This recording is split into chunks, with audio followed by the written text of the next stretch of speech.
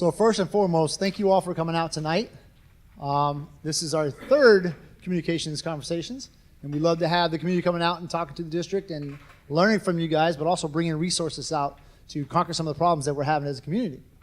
So first and foremost, I'd like to thank Deb Clemens for spearheading these things. So Dr. Deb Clemens is in the back, so if you all give her a round of applause. And I am Dave Newkirk, the president of your school board, and I'd like to introduce the rest of the school board, if you can just stand when I call your name. So our vice president, Mel Hartley. Then we have Chuck Namett, Graham Sackerson, and Gretchen Williska. So as you know, these community conversations is a way for us to reach out to you as a community and to get your insight on what you see as the issues in our community. We try to gear all of our community conversations towards our goals. So this is for our strategic plan goals. So this is strategic plan number 5. Every student will successfully navigate the critical transitions in their personalized learning trajectories and will graduate from high school prepared for success in college, career, and post-secondary experiences. So that's why we have preparedness for post-secondary success tonight. And we have a great panel for you tonight as resources. We did have one resource member have a family emergency, so they had to bag out today. It was from the South Sound Community College, South Puget Sound Community College.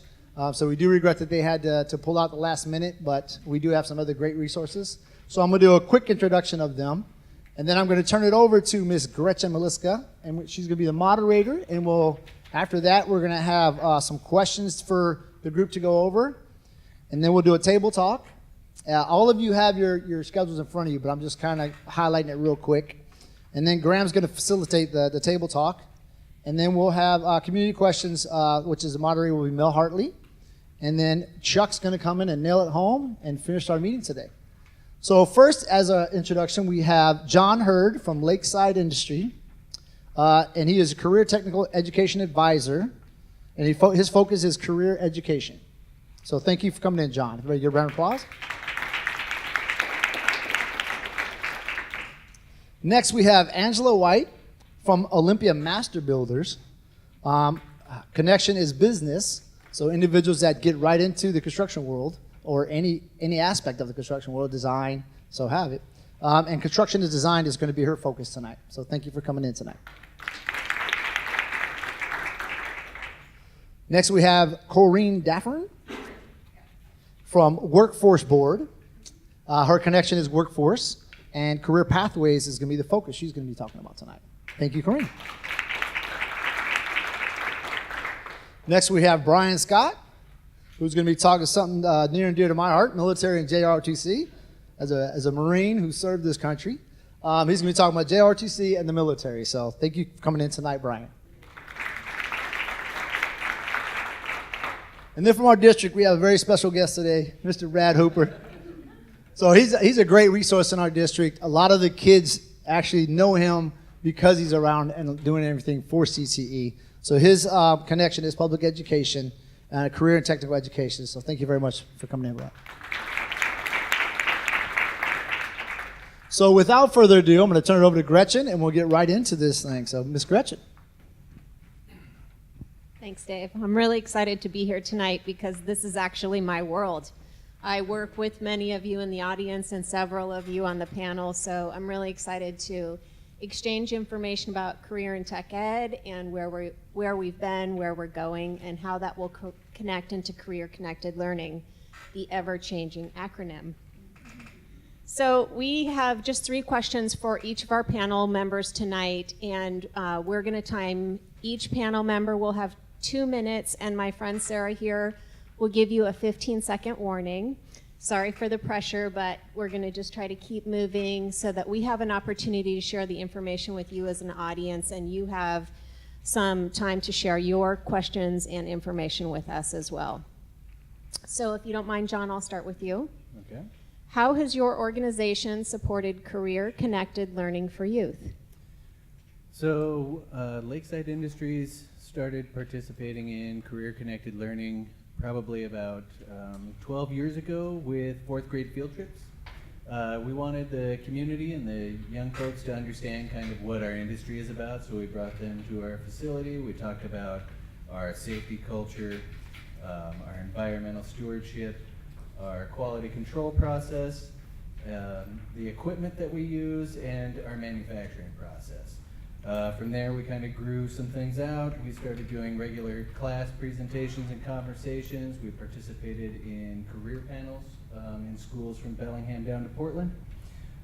We ran an after-school program that we piloted with Brad Hooper and at North Thurston High School, and so that was a great opportunity for these young folks to kind of learn more about how to join the operating engineers and the work that we did. So they would come to job sites. They earned first aid, CPR certifications, OSHA 10 certification. They had an opportunity to get a flagging certification. They met all the folks from the union and got a better idea of what it meant to participate. They came to our facilities and learned how we manufactured asphalt and had opportunities to run heavy equipment, as well as going to job sites and seeing what a job site looks like. We participate in hands-on try-a-trade events throughout Western Washington and Portland, so that's an opportunity for youth to come out and actually give a trade a shot to see whether or not it's something they might want to do.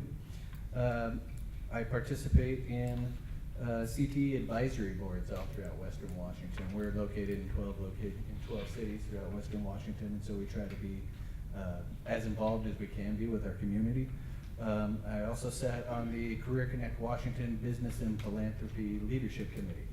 So that has been interesting to see how they plan on building a network that we can all plug into and maybe have easier access to the resources and share information and opportunities with each other. Thank you. Angela, how has your organization supported career-connected learning for youth? All right, well, for those of you in the room that don't know, Olympia Master Builders is a trade association, and so our association has members in Thurston, Grays Harbor, Pacific, Mason, and Lewis County. So we cover the 5-county area, and our members are people in the construction industry. So anything from flooring to construction, remodeling, you name it, we have members that do it, plumbers, electricians. So I'm here representing the people in the trades, but we are an association. As an association, I personally have been sitting on the Southside Career and Tech Ed Council here, which has been very eye-opening and really cool. We have been providing scholarships to kids going into the construction trades for several years now, probably 15 years at this point. And then just lately, I was telling Brad a little bit earlier, I think we were slightly late to the game in what we were doing as an association. We kind of looked around and realized a lot of our members are aging. They're looking to, get out of their businesses or sell their businesses, and they're kind of looking around and saying, not really sure what's happening. So we've been a little late to that game, but we've been now getting out, sitting on career panels with kids. We've been going into schools and working with kids that way. We've been participating at career fairs, which has been really eye-opening as well. And we've actually ran a student design build program at our home show for several years, which is kind of petered out, but we actually had kids that will came in and presented their projects at our home show. Might be a great thing to start again. And we also formed an education foundation at the very end of 2016, and so that foundation is just in its infancy, but we are looking to all of you guys to help form what we are going to do with that foundation in the future. Thank you. Corinne? Well, Pack Mountain Workforce Development Council is really the workforce solutions for a 5-county region, and that is Thurston County, Grays Harbor, Lewis, Mason, and Pacific County. We have a variety of career-connected learning programs and projects that are happening throughout that 5-county region, but really our main goal is to support businesses and support job seekers at all levels. And we do that by providing job seekers, but in this case, especially youth and young adults, with resources to build sustainable careers. And we do that by developing what we call career pathways and having multiple entry and exit points for those to come in and gain assistance with training and work-based learning experiences so they can start maybe at an entry-level job, but also work their way up.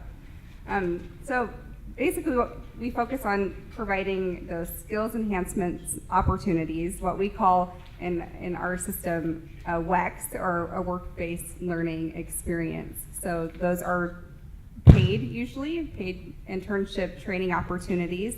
It's really helpful for the youth that we serve in our region to be able to maybe do some soft skills classes, for lack of better terms, or that career readiness training, and then end it with an actual on-the-job training experience. So we try to incorporate that into all of our programming, where the youth are coming in and doing some more career readiness type activities. They're learning what employers want, they're building a portfolio, they're getting their resume ready, and then we're deciding, okay, the next step is really for you to go in and try it out. So providing the opportunity for them to do that, but also providing incentive and wages for them to have that experience as well.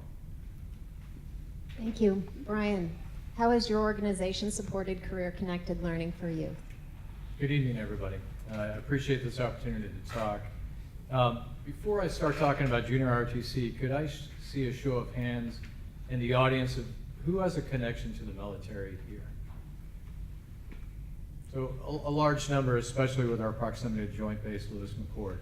So I think we have, as a society, we have an understanding of what our military does, but we may not have an understanding of what junior ROTC does, because junior ROTC, or the Junior Reserve Officer Training Corps, is part of the Department of Defense.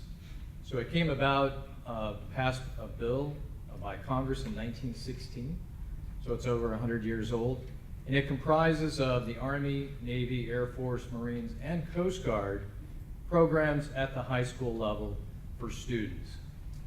Not only is it in law and enshrined in law, but it's actually funded by the Department of Defense to the tune of $500 million annually to support over 3,200 programs across the nation. And we're talking from all the way to the west and Samoa, U.S. American Samoa, to the east in Puerto Rico, and all 48 states and Alaska and Hawaii.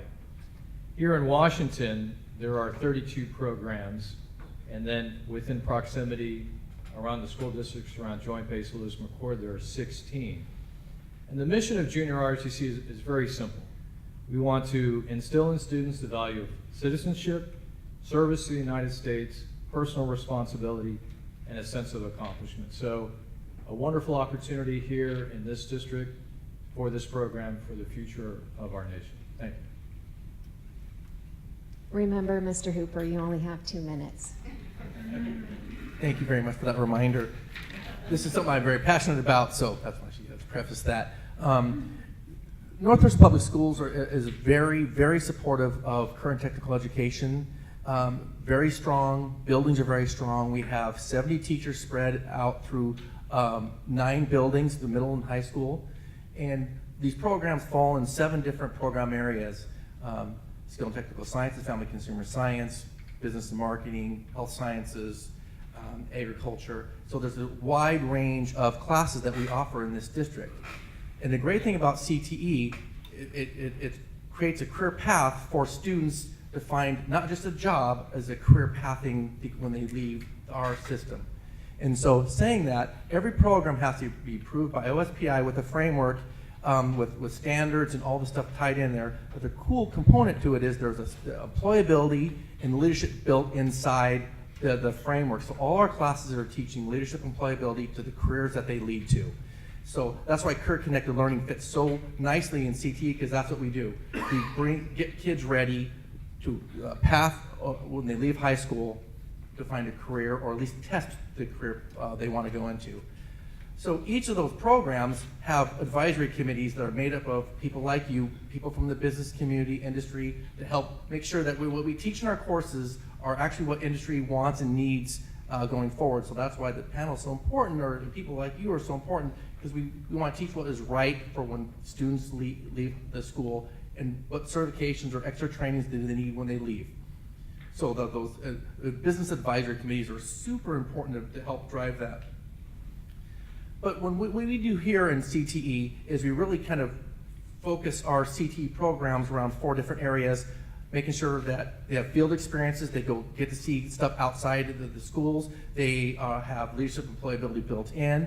We have 25 student-run businesses, so we have the entrepreneurial piece to it. but really focus on in-class and out-of-class experiences with industry.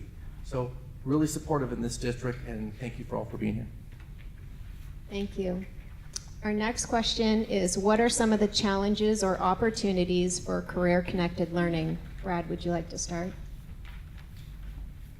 Yeah, I like to do the possibilities. We have so many great partners that we want to make sure we really hone those partners. Like I said, we have over 50 different business partners that team up with us and throughout our system.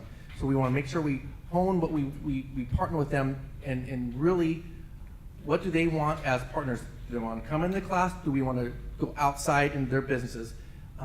We have work-based learning in our system, which means the students leave our system and go out and have jobs, and they get high school credit for that. And our teachers work with the supervisors to create plans, and it's very kind of a culminating end to when they leave our system. So those are really good possibilities we have. What are some of the challenges? Well, like we talk about this a lot with the Olympia Master Builders. Some of our challenges are age restrictions when they go out and want to do job internships, they want to do job shadows. Some of the liabilities of them have to be 18 or 21 years old on the site. So there's some challenges there. Getting kids out of school, leaving some education behind, and going and getting new experiences is a challenge. Busing, transportation. So there's a lot of challenges. But the thing how you break down challenges is communication and partnerships. And so if you work with the communication and partnerships on both sides, I think the challenges become possibilities. Brian, can you tell us about your challenges and opportunities? Sure. I think I'd like to focus on 3 opportunities that we have with junior ROTC. I think one is, of course, the proximity to Joint Base Lewis McChord allows for an opportunity for job shadowing and field experience. 2, the program itself, looking at the district's strategic plan, clearly meets 4 of the 5 goals that are outcomes that the school board has set. And then the 3rd one is the quality of the instructors. So first, when I went to Iraq in 2003, the military, when we go somewhere, usually the infrastructure is non-existent. So what we create, cities, we are self-sustaining. We have a mayor, we have a police force, we have a hospital, we have a mail room, we have people that drive trucks. We do it all, and we're self-sustaining. So here at Joint Base Lewis McChord, we have all of those organizations, and they're open for our students to go and shadow or actually work side by side to dip their toe into the possibility if they want to do that themselves. Now, the other wonderful thing here is that they don't have to join the military to do that. There's also a large population of civilians that work with our military on Joint Base Lewis McChord that they could shadow as well. If they wanted to join the military, they could. If they wanted to be a civilian working with the military, there's that opportunity as well. And then as far as the strategic plan, goal number 2 is responsible, resilient, empowered learners. I think that program itself is imbued with developing those critical thinkers and solution thinkers, solution seekers, reading, continuous growth for all students in all subjects, and then of course what we're talking about tonight, preparation for post-secondary success. And third, our instructors have to be certified by the military. So more than likely, they're going to be instructors that have served over 20 years, not necessarily, and they're all different experiences or jobs that they had in the military, but they're certified, but they are district employees.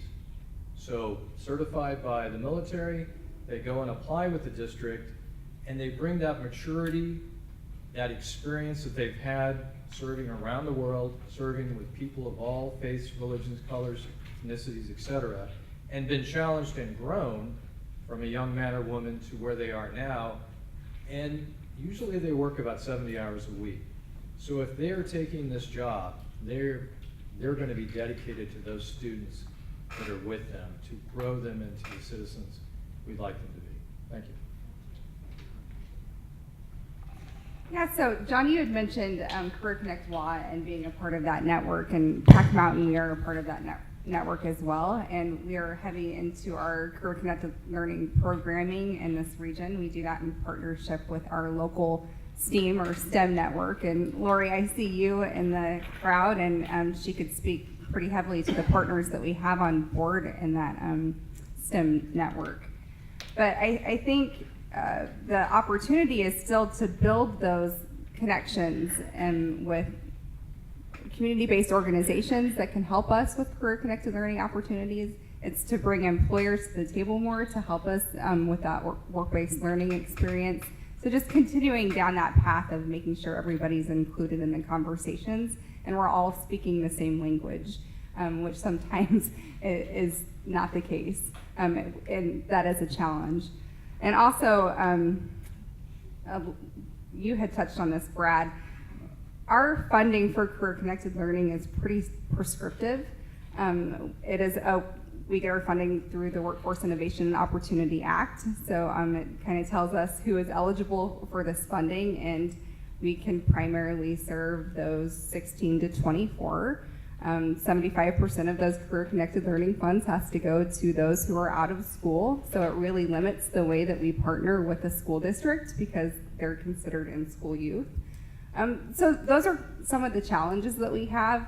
How do we still work with those populations that we need to, that are, need a little bit more extra hand-holding and have higher barriers to employment because we want to serve them, but we also want to serve the youth that are in school at a younger age. And I think that that's a challenge sometimes, is just the way the funding is prescribed.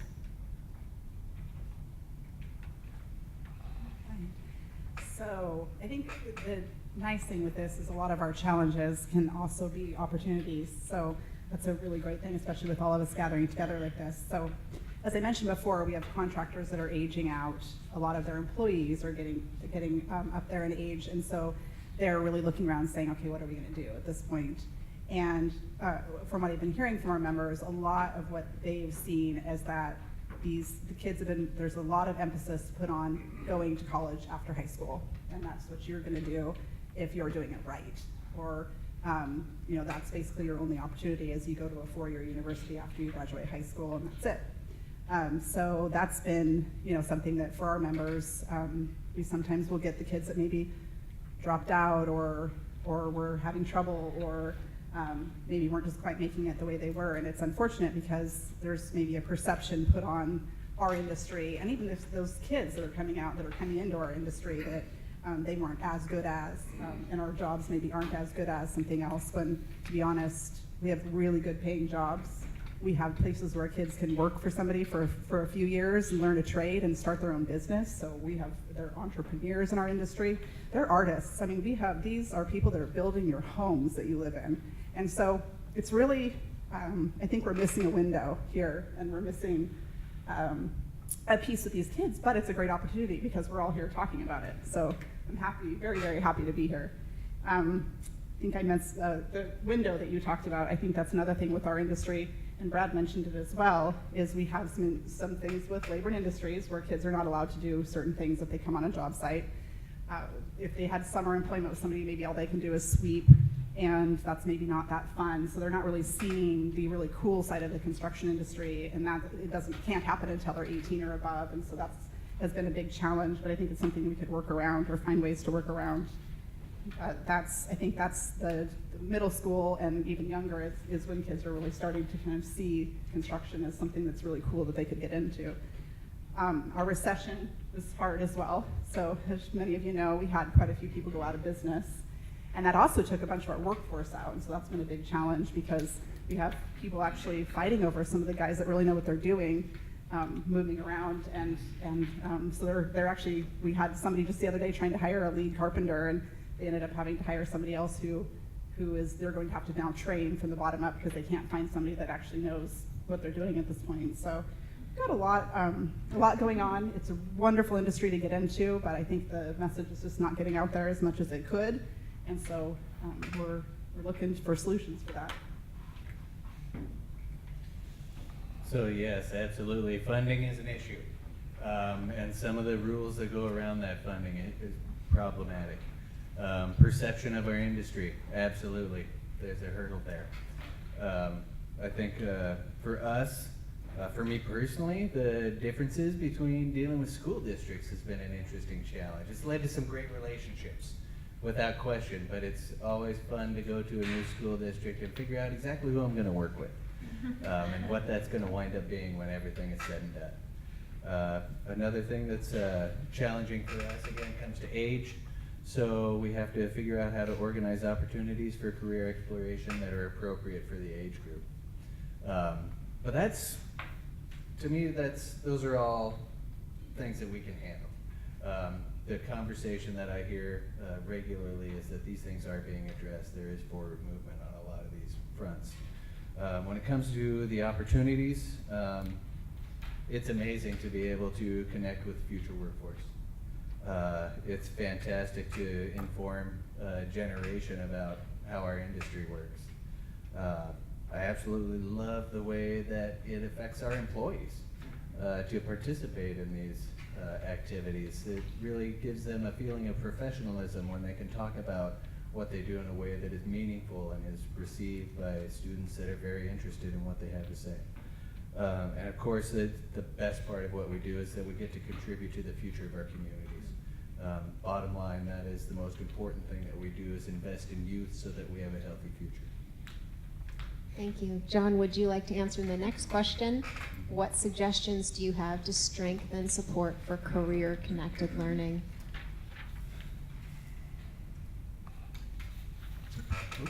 After participating in the Career Connect Washington, I think that is a very viable platform for helping make the connections between business and school.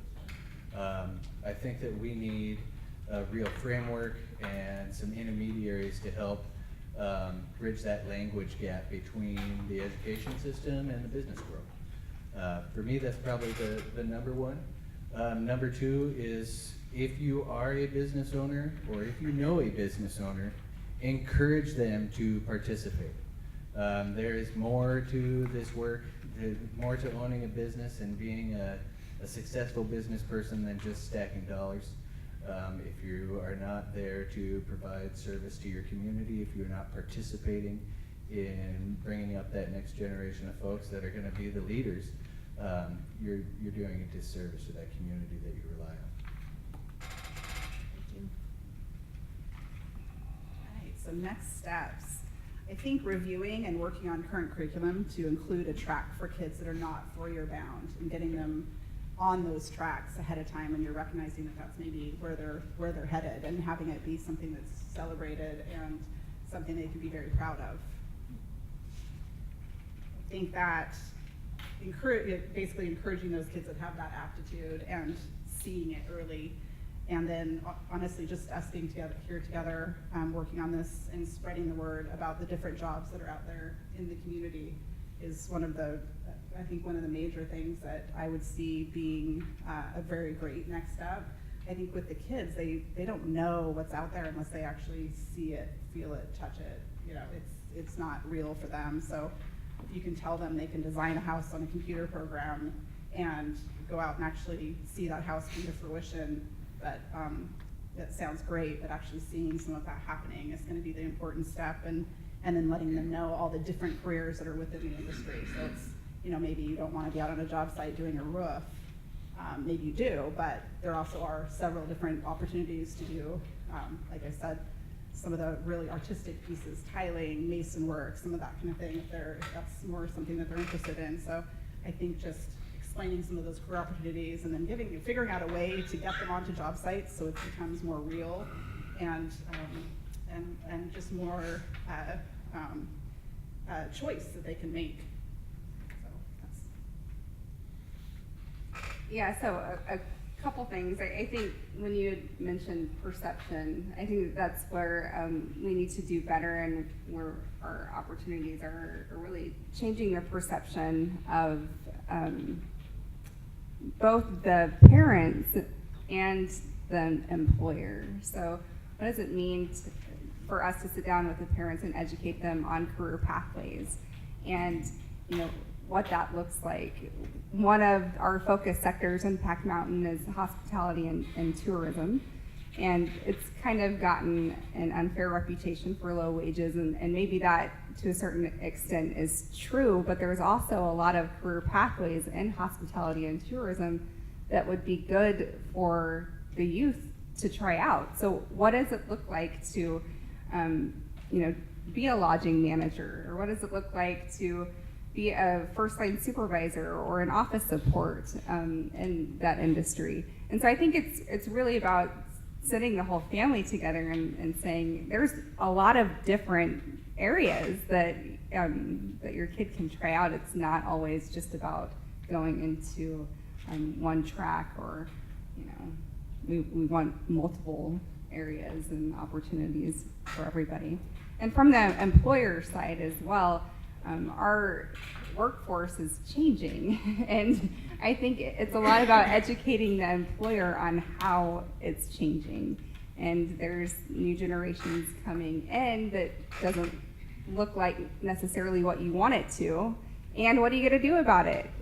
You're going to have to do something. So what does it look like to know that you might have an employee coming on for 2 or 3 years and then they leave, and that's okay.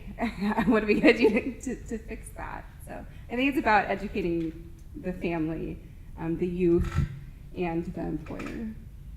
So that's what we're going to try to focus on, I think.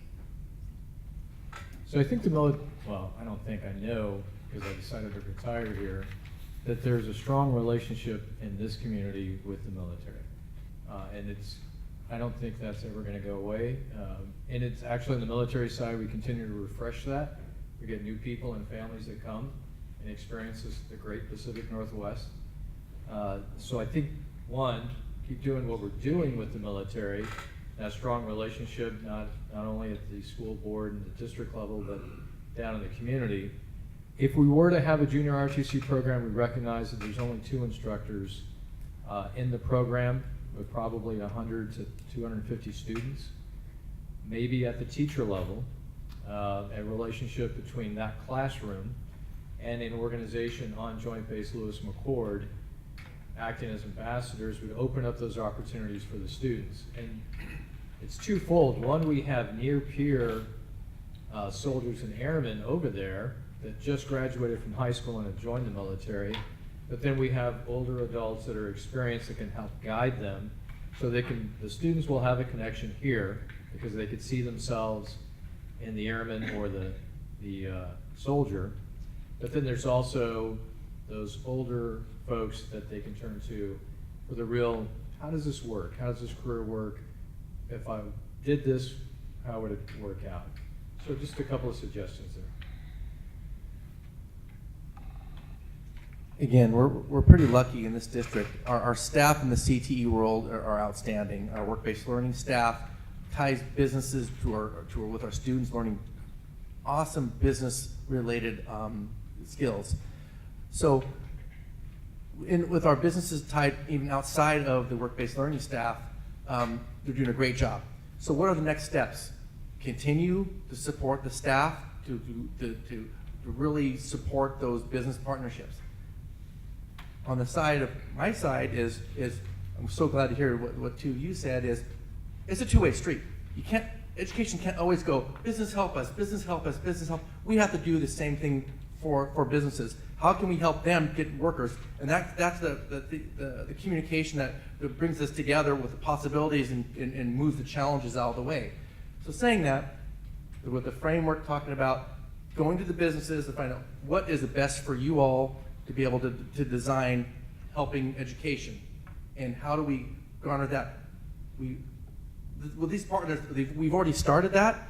We just need to really push it out in really the 5-county region. It's just our students just don't work here, and so how do we open those business opportunities all the way across where students see, like what you said, what is in the construction industry, what's in the hospitality industry, what's in the military? They don't know what they don't know.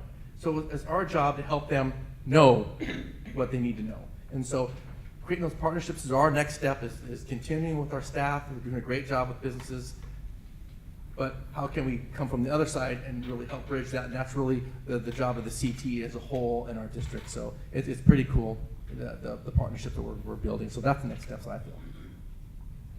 Great, thank you all so much. You had some amazing feedback. I really appreciate several of you talked about all the certificates, which we can track through school districts and send to OSPI, which leads to more CTE graduates. We talked about leveling the playing field for communication, and that's always an issue between industry and education. How do you write curriculum so that you're talking in industry language and vice versa?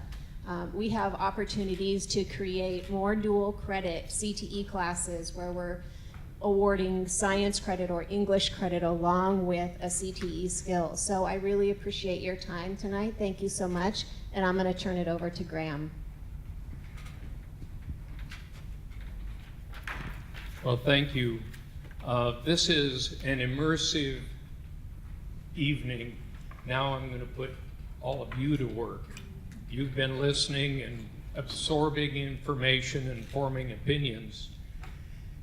What we're going to do in an ideal world, everyone would have filled all the seats in the front. Because what we had planned to do is have, for example, this table turn around and talk with that table. So people are going to have to get up and move a bit. What we're going to do is set aside about 5 minutes for the first question on the first card. That's the white card where you can record what stuck in your mind. What kinds of things have you learned this evening that you'd like to keep for your own information, but also use in the conversation? We will then do about 10 minutes on what questions do you have about career-connected learning. That's the blue card. And we will collect those blue cards and they will be posed to our panel. And then there is a green card that we will collect at the end of the process this evening that has your recommendations or suggestions. So for starters, let's work on the white card. Take 5 minutes, jot down what you've learned, what you've observed, and then we'll move into the movement and the table discussions.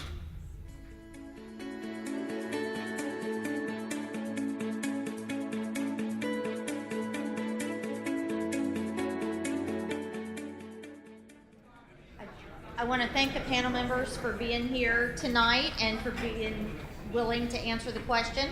I want to thank the audience for the awesome questions that we got. And I have to say, through North Thurston Public Schools, my kids were afforded some really amazing opportunities about business, about welding, and ROTC, not JROTC. But so I'm going to ask the question. The first one is, what would it take to set up partnerships for occupational credit? What timeline would we look at? Anybody want to go first on that one? Oh, not yet. Okay. Yeah. I don't know what that means.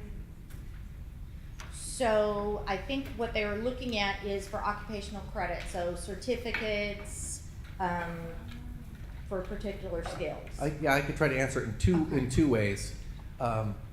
Straight credit for like graduation credit. We do have that with the work-based learning already. So our work-based learning, they get occupational/CTE credit by working so many hours and under a work-based learning, so they get credit that way. Other credit we've looked at for internships and stuff like that. We are in process looking at possibilities of internships getting credits as well. In class, out of class, that kind of piece. And usually on the time frame, anything you have to offer for a year, any class that we want to make new for next school year has to be into OSPI to get their blessing basically by April 15th every year. So if you want a new class, you have to start thinking about it before April 15th for a new class. Now on the certification piece, sometimes we talk about occupational certifications that we're in full process of getting Microsoft Office, different automotive certifications, precision exam certifications. So we are always looking for extra certifications, because part of the strategic plan is we want students leaving with, on goal 5, stuff to be able to put in their resume when they walk out the door, not just the graduation diploma. Can they have some skills that they could show employers with different certifications right in their pocket? And so hopefully it kind of. So the next question, how does a school start a junior ROTC program, and how connected is it, or is it, to college ROTC? It's a great question. It's very simple. There's of course, the military has a form for everything. So there's a form. I believe it's called the 2126, and it's an agreement between the school district and the military. And what it basically, the school district would agree to provide office space, classroom, and storage space. And in return, the military will provide 2 certified instructors that the district would hire, provide all the uniforms for them. It would also, it's about $100,000 a year for the salaries for those instructors, because it usually makes up the other half of the retired pay that those instructors do not get since they're retired. They provide all the books and a curriculum. It's a 4-year curriculum, but it doesn't mean a student has to start as a freshman. They could start at any level. And realistically, if this district wanted to start one, it would probably be the fall of 2020, school year 2021, just because there's bureaucracy and there's a process before we could get one here. Oh, is it only for one high school, or would that would be 2 teachers per one high school? So we're looking at 4 high schools or 3 high schools? Yes, it would. What I've seen around is normally a district will have one program. It doesn't preclude it from having every high school having one, but it is cost prohibitive, and because there's 500 million seems like a lot, but when it's nationwide, that goes fast. So there's a certain amount of programs that the Department of Defense can support. And the second part of the question, I apologize, was how does that connect to senior ROTC?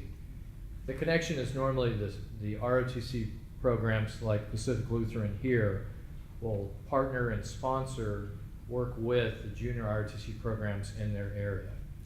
And as I taught that for 2 years in North Carolina, I would do scholarship interviews, and my cadets would then go out to the weekend drill programs or competitions that the high schools put on.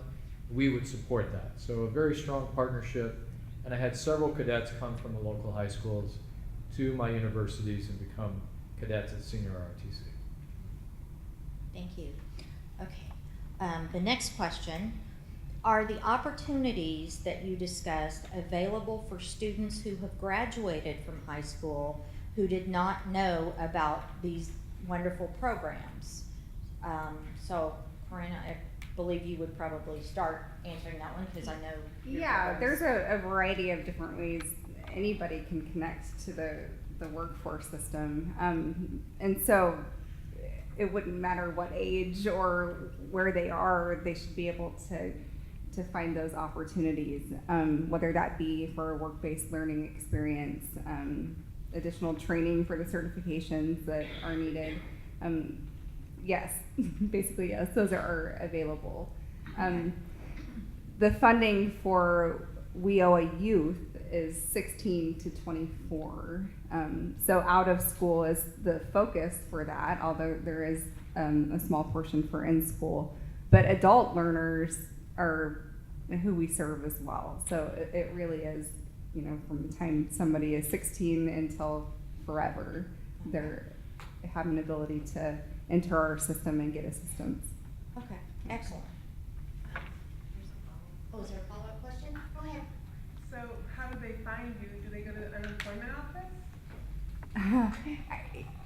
So no, and I'm glad that you asked that question, because we talk about perception, and that is one of the things that we still struggle with. WorkSource is where you would go to find these opportunities. Most people still know it as the unemployment office.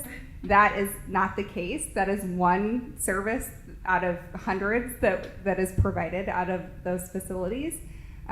So anybody entering that building should be able to find support for career-connected learning opportunities. Yeah. Thank you for asking that. What is the role of school counselors as far as CTE goes? But also then I think I would expand that question to what would you like to ask of school counselors in their role? You want to start, Rick? Sure. Career counselor's job is to help kids manage getting through high school into the next phase. And so this is part of it, either help make sure they select the right classes for whatever their goal is. 2-year, 4-year, military, apprenticeships, doesn't matter. They help them to go through that piece. In addition to career counselors, we have career counselors that have a CTE focus in each building, and a career center that helps with the career base. So each high school, comprehensive high school, has those opportunities. And so having that component will help them get through. But we also are designing the high school and beyond plan to have lessons to help kids be able to see that a little bit easier so they can ask more informed questions of their advisor or their counselor or their career center specialist. So kind of the whole package. So that's what I feel is the way. Would anybody else like to add to that discussion? Well, we've had most of our interaction with counselors has been with our scholarship program. They've been very receptive to when we send out our scholarship applications to apply for careers, for studying in the careers. But I think maybe it's another opportunity to actually teach the counselors what a career in the construction industry would look like, or any of these, any of the industries we're up here representing, because then they're actually able to help the student make choices. Because I know a lot of times they're working with them on, hey, these are the scholarships that are available, or these are maybe your after school opportunities. And so if they had a little bit more education on what we're doing, it'll probably be very helpful. Absolutely, career counselors have a big lift when it comes to just the variety of subject matter that we expect them to know. There are some pretty incredible resources. The Construction Center of Excellence has an amazing website with a dashboard that really focuses on apprenticeship and pathways into the construction industry. It could be a great tool for career counselors to use, both with their students and to educate themselves. Okay, excellent.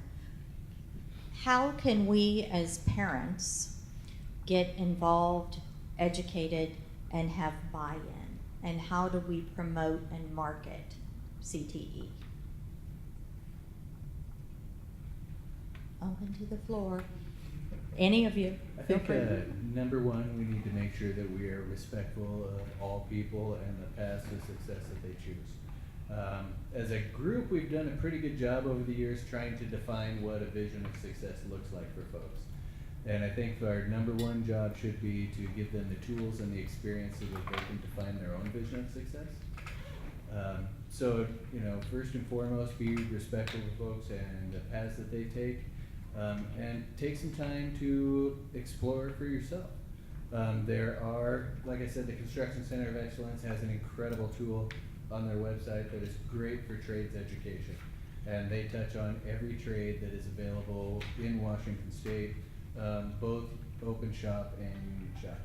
So you don't have to, go one way or the other. You can pick what you want. Okay. Anybody else? Say too, it's just adding on and agreeing with you very much so, but being very proud of your kid no matter what they decide to do. And I think that, like I said, the perception is going to change with parents, and if you as a parent you're just horrified, my kid doesn't want to go into a 4-year university, but they want to be a roofer. Well, then that's something to be proud of because they're contributing to society and going to have a great job and a great career. So I think it's actually how we react. My 5-year-old wants to be a rock star. I'm completely in support of that right now. We have to get her guitar lessons. I'm not sure, but I think that's there. And I joke, but there was a moment when I thought, "There's no way she's gonna be a rock star." Like, let's get real here. But my husband had to look at me and say, "She might be. She might be one day." So that's a great thing about the possibilities. Next question. it seems that locally we are emphasizing career-connected learning, but graduation requirements seem to say that four-year university is the only way, and they don't have a whole lot of opportunity for career exploration in schools. How can we change this? We're trying very, very hard to make sure that all students have a idea of direction where they want to go, kind of going about to support them on what they do and what their current interests, find their way inside your students, support that as you go through. But also saying that is there's a vast array of different options out there for students. Make sure that we let the students know all the options, all the training options, and help them realize that you go down one track, you're not stuck in that one track. We can change, we could adapt, teach them skills to be able to try things. If you don't like it, move on to the next piece, or build on what you don't like, build some skills, take it out of something you don't like and take it something you do like.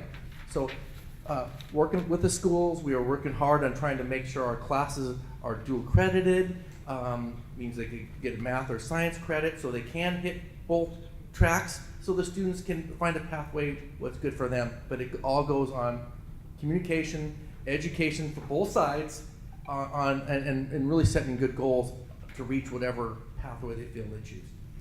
And I have some information on career pathways because I think sometimes it's helpful for people to be able to see it on paper and think of it more like a lattice. If your kid wants to do a 4-year degree, that's amazing. I think that there's an opportunity for everybody to do a 4-year degree, but that doesn't mean that you don't start somewhere else, right?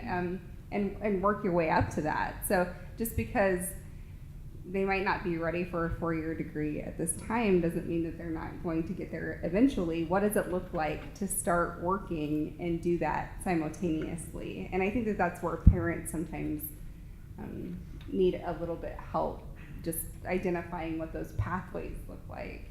That, you know, there is a path that you can take. It's not necessarily just going to get a 4-year degree or going to work and then you forget that you can move up to that. Well, I think that Core 24 is a really scary concept for a lot of folks. But Brad touched on it beautifully. There are a lot of pathways to achieving those 24 credits for graduation. There's also a group of folks that are working. Is anybody familiar with the Core Plus program that was started through Boeing? Okay. There's a group of folks, I think they're spearheaded by Diane Koser with the Education Foundation here in Washington State, and they're building Core Plus construction. So there's going to be more options as we kind of walk through this garden of what seems like an impossibility to achieve those goals and still meet the standards set forth by the OSDI. Brian, did you have a comment? I did, and I'll caveat this by saying my kids are 9 and 11, so I'm not at the high school level yet. But I will say, as a human being, this is probably the scariest thing anybody can face. It's a blank page. And as I got ready to retire from the military, I was paralyzed by the plethora of choices I had on what did I want to do with the rest of my life. And I think high school students, as they go from the middle school to that, they're faced with this blank page. Now, so when preparing for this, I went to the district's website and I played around on it, and I'm not sure if it was CTE or for students or parents, but I found a number of programs or a roadmap through the 4 years that talked about what Brad was talking about, that you could substitute an internship for this math class or financial planning. And at least it wasn't a blank page. So I think for us as parents, we could look at that ourselves and then point our children to it and say, look at this and now see what fits for you. And then of course you could always change it. So kudos to the district website and to you for having that on there. That is excellent, because that helps me answer part of the next question, which is much of the advice that students get is from their advisor. This person is not necessarily trained with a broad understanding of these pathways. How can we educate the advisors on these pathways? And it sounds like we've got some information already up on the website. What a great question, because we're working that right now. Actually, one of our last sessions was this morning, so I want to be plant in the audience. But we're really working on, we understand that not all teachers are versed in every opportunity out there. So what we're doing is we have a electronic high school and beyond plan called Career Planner to help some of this alleviate off students in this digital platform, be able to help career into surveys, options for post-secondary training. So this will be fully implemented next school year. We tested it at River Ridge High School with raving reviews, so we're really excited about that. But we're also developing lessons for advisory so that teachers don't have to know everything. So they're the prescriptive lessons for those teachers to help instigate the student learning and hopefully their exploration. So the next question, who serves as the intermediary between business and education? Do all students have equal access to CTE programs? So those are kind of two separate questions. Go ahead, Brad. Yes, all Everybody students else have chime in from the other availability side. to all CTE programs. There's no hindrance. We want to make sure that all kids have the opportunity to be able to explore, find out what they like and what they don't like. And that's why we have CTE in every, very good CTE in every middle and high school in the district. So it's open to everybody. There's no hindrance. As far as current intermediaries between business and schools, who's currently acting? Until Career Connect Washington, their whole proposal is to be an intermediary in that sense. It is primarily whoever steps up and whoever wants to take on that role. So it's up for grabs if anybody's interested. So right there, I would like to thank all of our partners in education, our PI partners, who are local businesses who work directly with many of our schools, and we so appreciate them. We actually have kids who are now trained. We were talking about building on a career if you want to go to college later. We have kids who are trained as baristas, lots of opportunities for just that. So the PI partners. We also talked a little bit earlier about volunteers in the school. The next question is, what's the relationship with higher education and apprenticeships to get ready skills without necessarily being on the 4-year track? So there are some partnerships between apprenticeship programs and higher education schools. I know that through the laborers and the operators, two of the programs that we work with, you are 15 credits away from an Associates of Applied Science in Construction Management. And so there are partnerships set up with different community colleges throughout the state that allow for that. There are some open shop programs that are housed in community colleges within Washington State. So it's a tight-knit community between those groups. It is primarily between our really healthy local colleges and mostly the union groups that are participating in those. And I can kind of speak a little bit to this. I think in our region, in the Pac Mountain region, some of the problem is we don't have a lot of apprenticeship or pre-apprenticeship opportunities in this region. So it's kind of hard for higher ed or the community colleges within Pac Mountain to connect with apprenticeship because there's not a lot here. They would have to be connecting to other apprenticeships throughout the state, which is geographically kind of the challenge, I think. So the next question, and this one says, for Ms. White, Olympia Master Builders. Two questions on this card. The first one is, how many hours can a 17-year-old work? I don't know, actually. The second question is, how do I get in to Olympia Master Builders? Well, we're a trade association, and so it depends. We have lots of partners in the Education World New Market as a member. Like I said, I work with Brad quite a bit in our career and tech education programs. But if it's actually a student, or if it's somebody that's actually looking to get into employment, if they called me, then I can get the word out to members. And that's interesting. I should study up on that to see how many hours a 17-year-old can work. But yeah, I'd be happy to talk to you, and I have all kinds of members who are constantly looking for kids summer employment, so we could make that connection right here. And that's what's so nice about a trade association. And that's another thing, as we were talking about these education connections. We're a trade association, but there's several other trade associations, hospitality, and you name it, forest products. And so I think we have other opportunities to work with groups like mine, who can be the conduit between the membership and the connected learning. So the last question, because I believe I'm running out of time, is what opportunities are there for our students, specifically at the elementary, at the middle, and at the high school? I think the high school things we probably hear more about, but what opportunities would there be? The funding for CTE goes down to 7th grade, so direct funding we could only drop down to 7th grade. Saying that, we have partnerships like our Teacher Academy, which is a CTE program that works with, their internship is working with middle or elementary school. So the students are getting taught or teaching actual live elementary school students. So the opportunity for them to see older people working that are not adults, but they are the students, it's a really good project right now.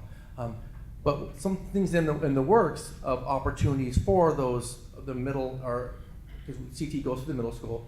Elementary school is working with some of our STEM-based classes, going down and teaching some STEM-based stuff at the elementary school. So right now, some of my STEM teachers and I are working with future projects, bringing down into showing how do you build a robot, how do you build a tiny home. It depends what the class is. So we're trying to develop that things to do exactly that question, trying to tie, hopefully find some career pathing in the elementary schools so that when they get to middle and high, they choose classes they want to go into, hopefully for a career, but at that time is usually interest pieces. So that's what we're trying to do currently. And if you have an elementary school that you would like to show the asphalt industry, come get a card from me. We can work that out. We actually were up here earlier talking while you guys were doing the hard work with the blue cards about potential volunteers from these retiring master builders, and if they could come into the school and demonstrate things that are prohibited based on the age and the safety regulations on the job site. So we thank you for that, and we know we'll hear more about that. Thank you very much. I now turn it over to Chuck Namett for our closing.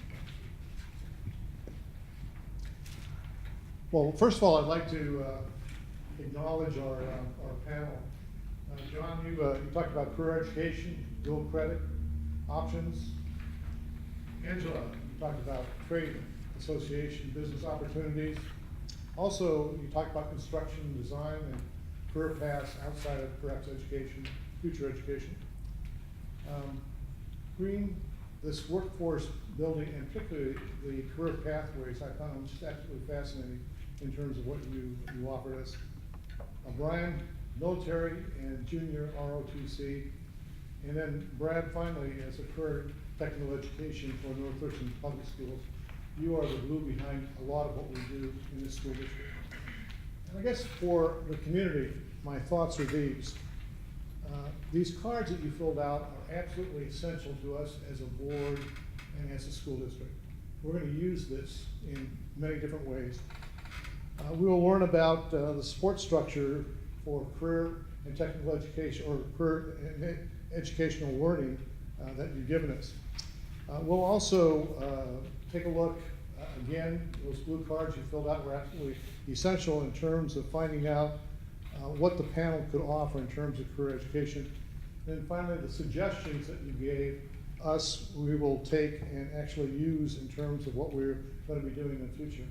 You know, one of the things that is really important to us is this. We just changed our governance structure about 2 years ago, and part of it is called policy governance.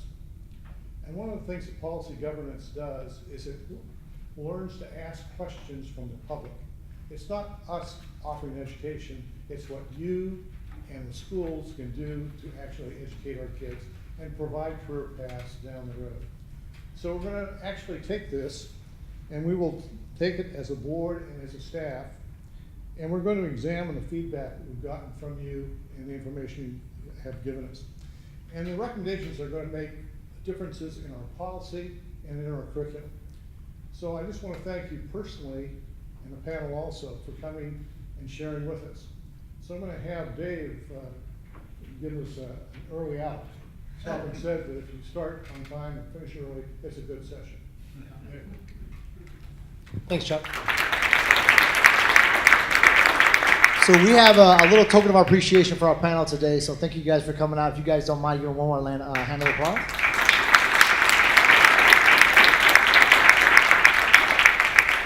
And we want to thank you all for coming out as well, taking time out of your schedules, because without a community around us and here involved, we're just sitting here looking at ourselves. So thank you for coming out.